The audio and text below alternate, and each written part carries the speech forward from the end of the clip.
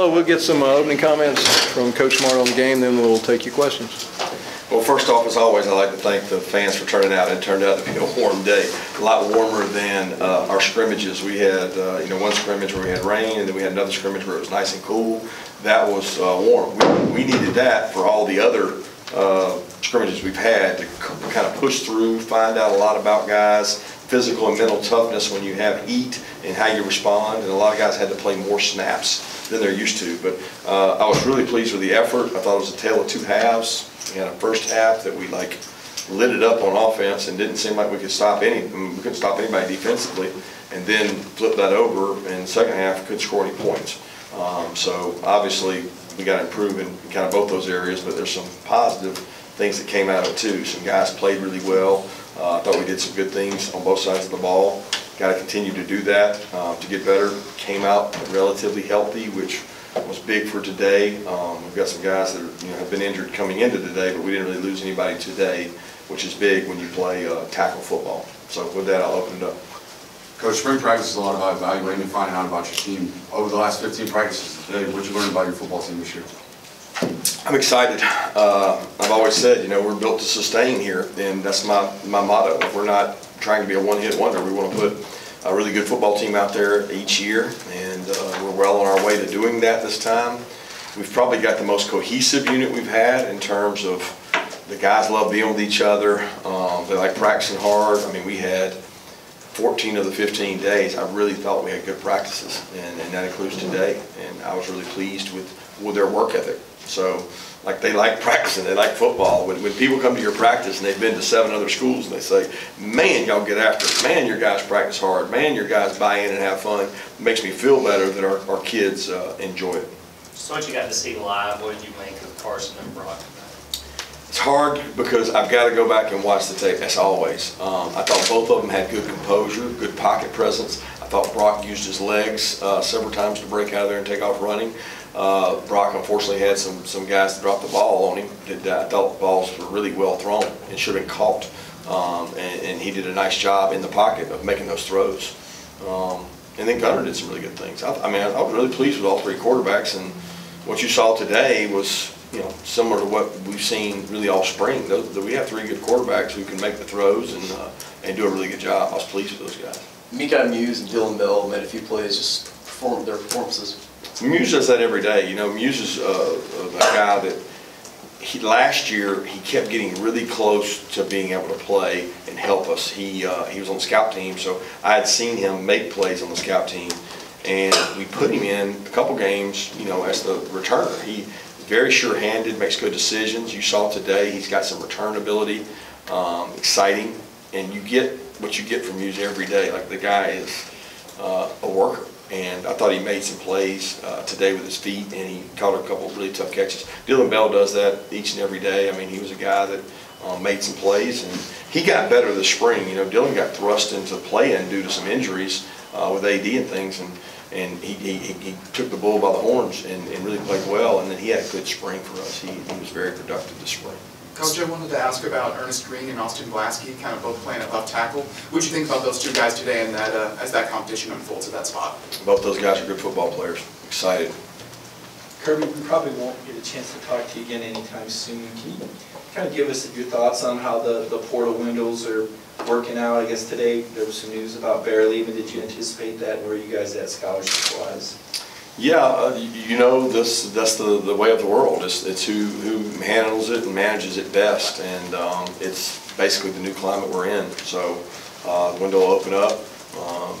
All across the country there'll be guys going in and looking for greener pastures, and that's ultimately the climate that we have created. And it's more power to them. We've got a lot of guys who've benefited from the portal, and I hope we benefit from the portal. We had a couple guys out there today that came by way of the portal that made some really good plays. So it's the climate that we're in, and we'll do the best we can to capitalize on it. But I'm very pleased with what we've got on our team and our roster, and it's not a way that we're going to build a team by any means. Saw Smile and Branson and Boots on the sideline. What's the extent of their injuries, and no Ra participating today? What was the reasoning behind that? Well, you know, Ronald's got some things he's got to work on, and we're working on those things. And he was with us, he was with the team today, and he did some special teams things, but didn't play on the offense side of the ball. And when you go to Smile and Branson, they're both dealing with lower extremity injuries, and the severity of that is still yet to be really determined. But both those guys were unable to go today. Kirby, Jordan Hall and Damon Wilson seem to have some splash plays today. What's been your impressions of each of them this spring? Got a ways to go.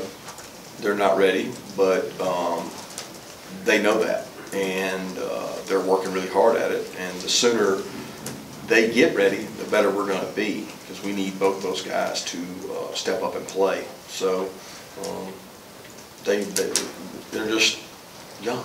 I mean, it's like it's okay to be young, and they have, you know, a ways to go, and I think they'll get there. I think both those guys will contribute and help us next season. I'm very pleased with where they are and how hard they work, but they're not there yet. Javon gets a start. Quarterbacks was today pretty indicative of the way you've tried to split first team snaps, and does it mean anything that Carson was had the first go with the first team? Well, again, he's had the most practice reps. I mean, he's been in our system the longest, and those guys have shared reps really all spring. And Gunner's shared reps with the 2s and the 3s. And the key is they all get to develop. I can promise you there's no quarterbacks in the country getting as many reps as ours are, because we've got enough defensive linemen and offensive linemen to have 3 units, sometimes 4 units. And in fall camp, we'll have 4. And when you have 4 units, you're able to get twice as many reps. And I'm very pleased with the amount of reps. And we count reps in between days of practice. So they're getting better. And the only way you get better is to go out there and practice and get reps. And some universities can't give kids the reps we can give them because they don't have the depth. Javon Bullard starts at safety today. Tyke Smith moves into that star spot, and both seem to make a couple of plays. What's your confidence level in the 2 of them in that secondary going forward? Yeah, well, we've got a 3-way deal going at safety with David Daniel, Malachi, and Javon, and those guys rotate and play there. Hope to get Dan Jackson back there, who's played and started there at that position, and Tyke's worked there as well. Tyke and Bullard can both play star. We felt like we needed to invest reps in Bullard to create some safety depth where we're short. And every rep that Bullard wasn't taking star, that was allowing him to develop as a safety. And we need more stars. And plus we wanted to get Jonell as much nickel star work and Marcus as much nickel star work. And if we left Bullard there, it would have eaten up some of those reps. So you're just trying to develop depth on your roster, and that's really what we're doing with those guys, to try to create some safeties that can play for us. You talked about the depth you guys have along the interior of the defensive line. Where have you seen that group and guys like Tyrion and Christian Miller grow the most this spring? Just work, just reps. Christian's gone a long way. He's gotten better. He's really good. Giro knows, and he can stunt and move. He increased his pass rush ability some this offseason and became better. Excited about what he can do, and really excited about the group, the depth in that unit. You know, we don't have a dominant player in that unit, but we've got really good depth, and we'll do some things with the backers around them to create havoc for people. Coach, when you have 3 quarterback talents that are kind of uniquely talented, how do you go about instilling an offense where it kind of shines each unique talent? Well, you do what each one does well. You know, they all have mobility. There's not one of them that doesn't have mobility. So the first thing you do is you want to move the pocket and be creative. You know, I think they'll all 3 be benefited by hopefully a better run game come fall, because we'll be healthier at back. We're not completely healthy at running back today, and we had to address that by how we played. But you know, our offensive line is one of our strong suits, and with really 4 guys coming back that have played a lot of football. So we need the backs to help the quarterbacks and set up play action with a strong run game. How concerned, is it a concern for you that just you were down pretty low on running backs today? Looking forward, you feel pretty confident about getting your depth back? No, we have good backs. Andrew Paul had a really good fall camp. Feel really good about him coming back healthy, and he's going to be like his freshman year, because he really didn't get that, so he'll be behind. Branson, whenever we're able to get him back, man, he had a great spring. He got the workload. We got 2 backs with a lot of experience in Dejan and Kendall, who've played and done a good job. So I'm excited about those guys. Cash has done a great job. Rod Robinson Had a good day today. He's a different kind of back, but he catches the ball well out of the backfield. He's big and physical. Guys don't like tackling him. So, I mean, we have a good group of backs. I feel really confident about the group we have. From an administrative standpoint, with new coaches, new people in different places, I guess Coach Bobo's kind of an outside focal point. How smoothly did things go? How settled does that feel with him now calling plays? Yeah, it was easy transition. I mean, he was here last year. Everybody else was in place. He was part of it. He learned the language last year, and he's had 15 practices. And somebody told me the other day we've had 52 practices because of our walkthroughs we have. So we've had a lot of practices to get the language barrier connected, and that's been smooth.